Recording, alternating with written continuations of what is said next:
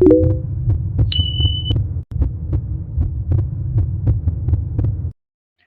Everyone, welcome back to the hashtag step up. आज का हमारा चैप्टर रहेगा the monkey and the crocodile, class 6th। इसके अंदर हम एक हमारी जो वेल नोन जो पुरानी हमें स्टोरी बताई जाती थी उसके बारे में हम पढ़ेंगे कि कैसे एक मंकी ने अपनी बुद्धि लगाई, अपना दिमाग लगाया और अपने आप को एक मगरमच्छ से बचा लिया। एक बार एक नदी के किनारे एक मंकी रहता था पेड़ के ऊपर, जिस पे बहुत सारे क्या थे, फ्रूट्स थे। वो खुशी खुशी वहाँ पे रहता था, लेकिन उसके मन में हमेशा एक बात रहती थी कि कोई उसका फ्रेंड बने, यहाँ पे कोई उसका दोस्त बने जिससे वो बात कर सके। एक दिन सुबह सुबह एक क्रोकोडाइल उससे मिलता है, उन दोनों की दोस्ती हो जाती है और वो क्रोकोडाइल खाने की तलाश में वहाँ पे आया हुआ था।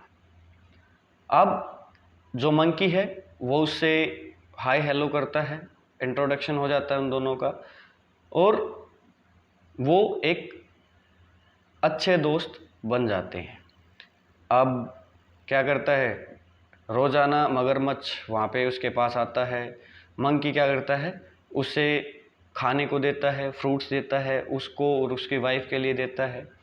इसके बाद जो क्रोकोडाइल है वहाँ डेली आने लगता है। वो बहुत सारी बातें करते हैं, इधर की बर्ड्स की, एनिमल्स की, विलेजर्स की, जो भी वो क्रॉप्स में लैक ऑफ रेन की वजह से जो डिफ़िकल्टी फेस कर रहे हैं, सब कुछ वे बातें करते रहते हैं।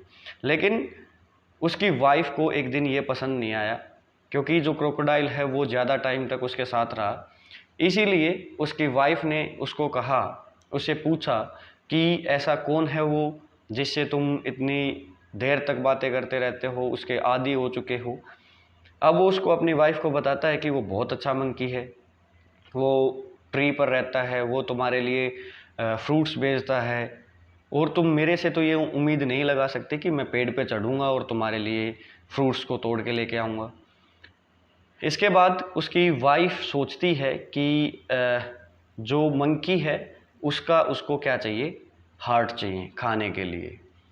लेकिन जो क्रोकोडाइल है वो मना कर देता है कि वो अपने जो दोस्त के साथ कभी बिट्रे नहीं कर सकता। फिर उसकी वाइफ ने उसको एक ऐसी सिचुएशन में डाल दिया जिसमें उसने मंकी को नहीं अपनी वाइफ को चुना है और वो ये डिसाइड करता है कि ठीक है, वो मंकी को उसके पास लेके आएगा और रेस्ट ऑफ जो उसकी वाइफ करना चाहे वो कर सकती है उसके साथ। अब क्रोकोडाइल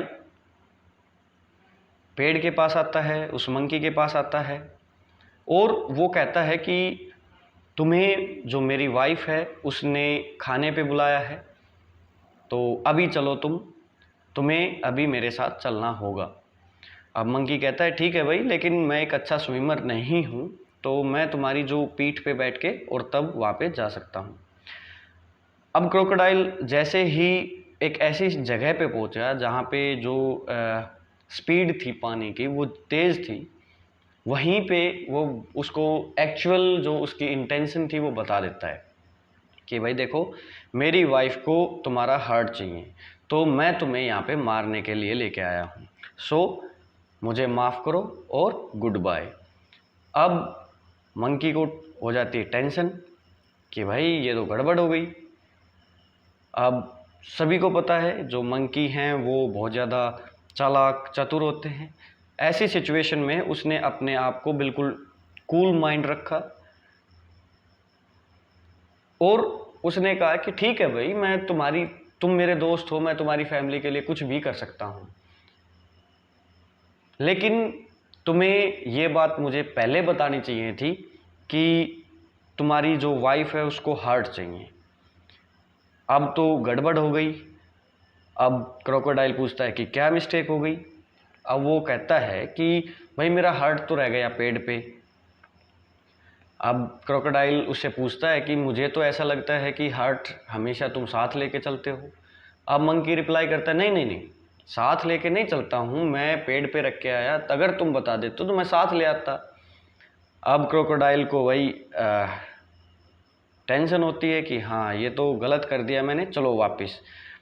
जैसे ही वो बैंक के पास पहुंचते हैं, रिवर बैंक के पास पहुंचते हैं, तुरंत जो मंकी है वो जल्दी से क्या करता है, पेड़ पे चढ़ जाता है और वहाँ पे रात भरी सांस लेता है कि हाँ भाई बच गया। और वहाँ से फ्रूट्स को तोड़ता है और उसकी तरफ फेंकता है और कहता है कि भाई मेरा हार्ट तो नहीं है, लेकिन तुम कुछ फ्रूट्स लेके जाओ। फ्रेश फ्रूट्स जो होते हैं वो माइंड के लिए और बॉडी के लिए बहुत अच्छे होते हैं, तो तुम अपनी वाइफ को ये देना। और वो उसको क्या कर देता है, गुड बाय बोल देता है और कहता है, उम्मीद लगाता है और कि भाई अब हम दोबारा नहीं मिल पाएंगे, उसके लिए सो सॉरी। अब जो क्रोकोडाइल है वो बहुत ज़्यादा दुखी हो जाता है और उसके आंसू निकल आते हैं, और ये आंसू जीनियस भी थे क्योंकि एक मंकी ने उसको क्या पागल बना दिया। अब वो वापस जल्दी से क्या होता है, घर की तरफ भाग जाता है। ठीक है, ये स्टोरी ली गई है पंचतंत्र, एक कॉमिक बुक है उससे।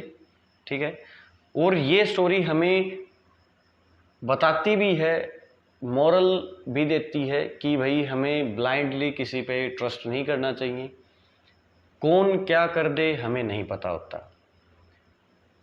और अगर ऐसी सिचुएशन में आ भी जाते हैं तो हमें बिल्कुल अपने काम माइंड से, बिल्कुल ठंडे दिमाग से सोच के उसका सॉल्यूशन निकालना चाहिए।